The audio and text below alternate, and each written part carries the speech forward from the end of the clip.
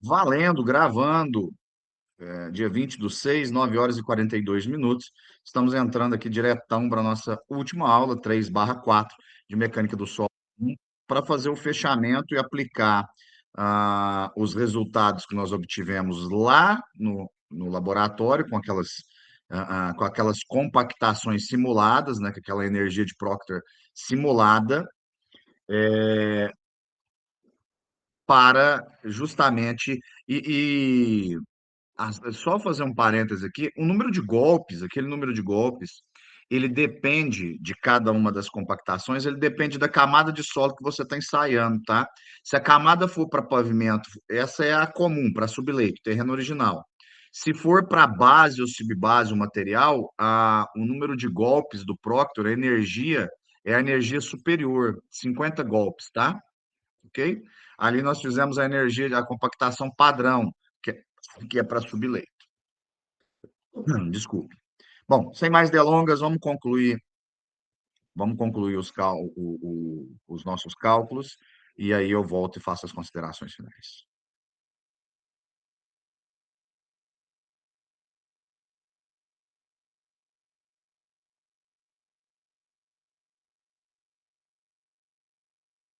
Da nossa prática de compactação do solo dos nossos 5 pontos. Antes dos resultados, eu trouxe para vocês as equações, tá? Nós temos aí o peso específico do solo. Esse peso específico doravante, simbolizado apenas por um gama, ele é o peso específico do solo aparente. O que é um peso específico aparente? É aquele em que o solo tem vazios na consideração do seu volume e água. E na consideração da massa, a massa da água está conjunta ao solo. Então, o solo apresenta umidade e no volume, no compósito do volume do solo, ele apresenta as 3 fases, que é solo, ar e água. Então, o que nós temos aí? Massa do cilindro mais massa do solo, menos a massa do cilindro. Quando eu subtraio isso daí, fica somente a massa do solo, dividido pelo volume do cilindro. Eu preciso também determinar o teor de umidade, uma vez que a massa aparente seca do solo é em função da umidade, então eu tenho a massa da água dividido pela massa do solo seco. E, finalmente, a massa específica aparente seca do solo, tá? Em que o solo apresenta determinado grau de aeração ou de vazios, porém não apresenta umidade. Então, nós temos aí a massa aparente vezes 100 dividido por 100 mais a umidade, tá?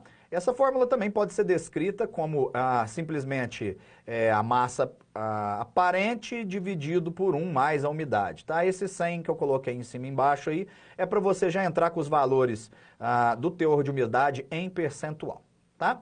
No próximo slide aqui, então, a gente vê os dados coletados da amostra. E esses dados, né, eu já fui comentando ao longo da aula, mas eles estão aqui tabelados. Então, nós temos aí no canto superior direito o peso do cilindro, 2.270 gramas, o volume do cilindro, que eu falei para vocês que ao contrário do roteiro que está 1.000 centímetros cúbicos, na hora que a gente mediu lá, na verdade, deu 989,6, livre, né? E aí eu não vou ler todos, mas eu vou ler somente a primeira coluna, a primeira linha, para que vocês interpretem as demais.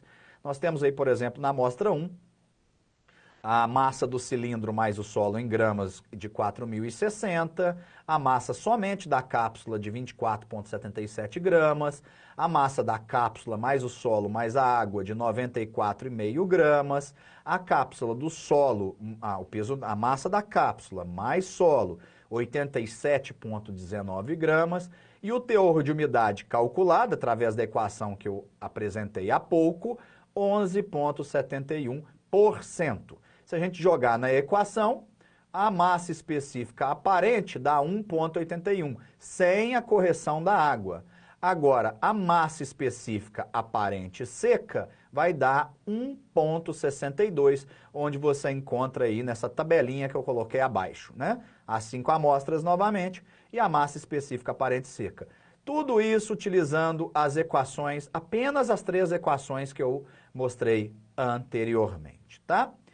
E então nós temos aí, para as amostras 1, 2, 3, 4 e 5, respectivamente, 1,62, 1,71, 1,83, 1,86 e 1,82 gramas por centímetro cúbico.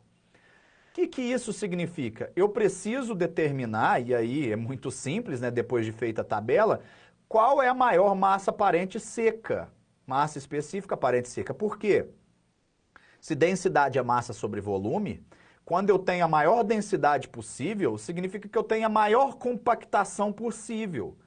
E a umidade, o percentual de umidade relativo à massa, maior massa específica aparente seca, é o que chamamos na engenharia de umidade ótima. Ela é a umidade a qual você vai aplicar, por exemplo, numa obra de pavimentação, para que de 15 em 15 centímetros você faça a compactação dessas camadas. Então, se você tem a área a ser compactada, se você tem a espessura a ser compactada, que, segundo o manual do DENIT, né, o IPR 719, ele reza que essa compactação tem que ser feita em camadas de no máximo 15 centímetros, você acha um volume. A área por espessura, você tem um volume. Se você tem gramas por centímetro cúbico, quando você multiplica isso por volume, centímetro cúbico, sobrou gramas. Como a densidade da água é igual a 1, você sabe quantos litros você precisa, né? Para jogar nesta área de compactação. Então, assim, é um ensaio muito presente na prática de engenharia civil.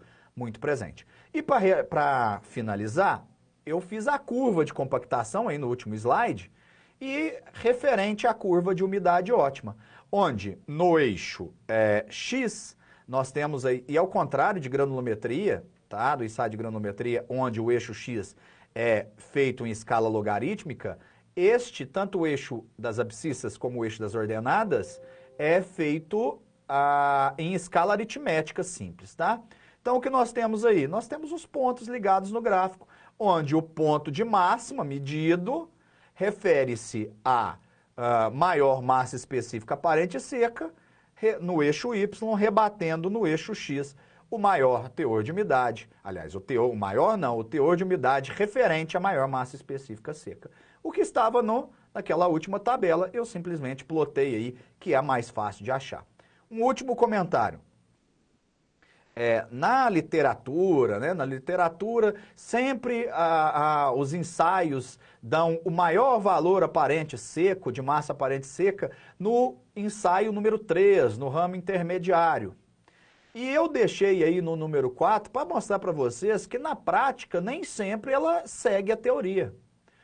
O que deveria, e essa prática é válida? Sim, totalmente válida. O que teria que ser, o que faria que não fosse válida? Se a maior massa aparente seca desce no primeiro ou no último ponto. Porque aí nós não enxergaríamos uma tendência de curva, uma tendência de uma parábola. Como eu vejo a tendência aí, meu ensaio está válido e pode ser usado como resultado para utilização em canteiro de obra. Fechou? Com esse resultado, nós fechamos a nossa última prática, o nosso último experimento da disciplina de materiais, ou melhor, de mecânica dos solos. Tá certo? Tenha um bom estudo, um bom semestre e até o próximo encontro. Um abraço.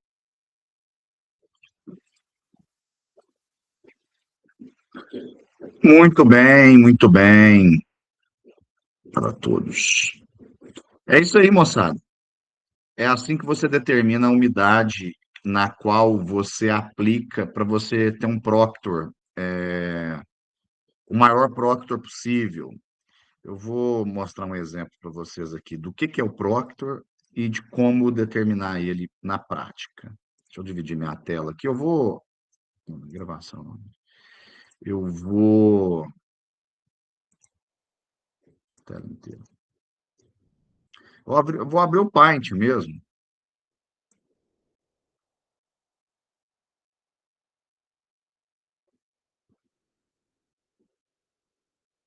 Imaginem vocês um terreno. Tá aí.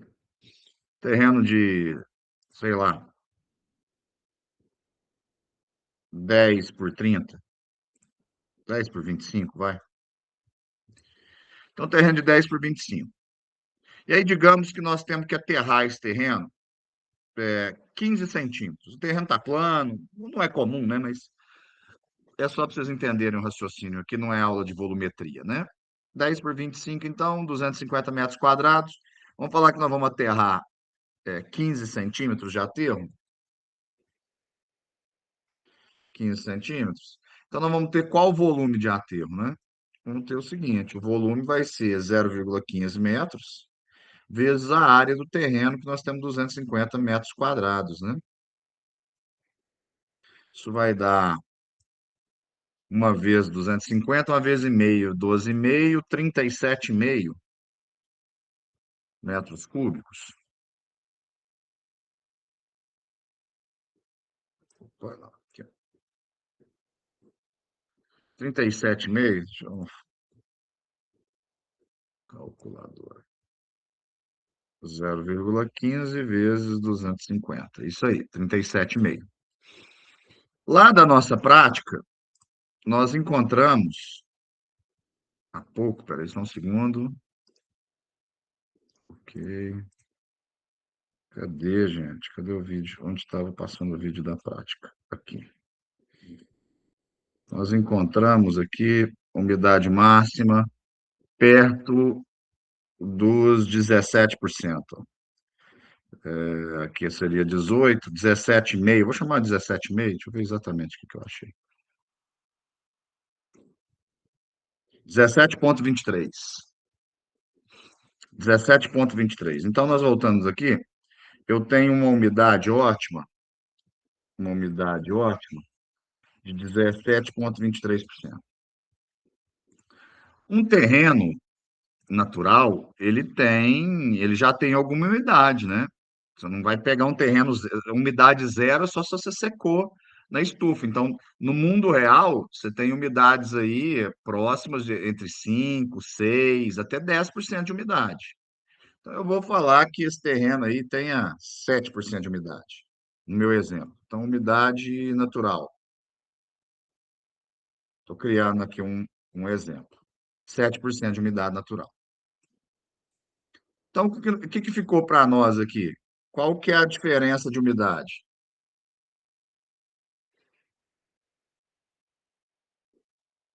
Diferença de umidade. É igual a 10,23, né? 10,23%. Beleza. 10,23% é do quê? Do volume total a ser aterrado.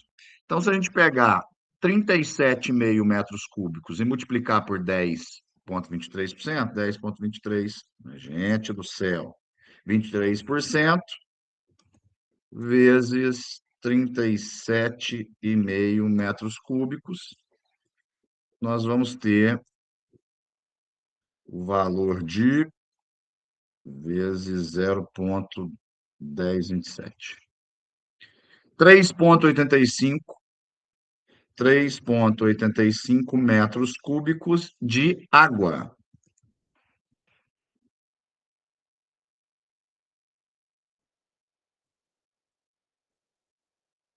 3,85 metros cúbicos de água é a quantidade de água necessária para penetrar nessa camada de 15 centímetros e fazer com que ela tenha a máxima compactação possível, tá? Isso é assim que você utiliza a umidade ótima. Agora vamos falar de Proctor. O que é o Proctor? Vamos lá. Nós achamos. Eu fechei aqui. Eu fechei aqui mas eu olho aqui rapidamente. Você quer ver um negócio? Deixa eu abrir um e-mail qualquer.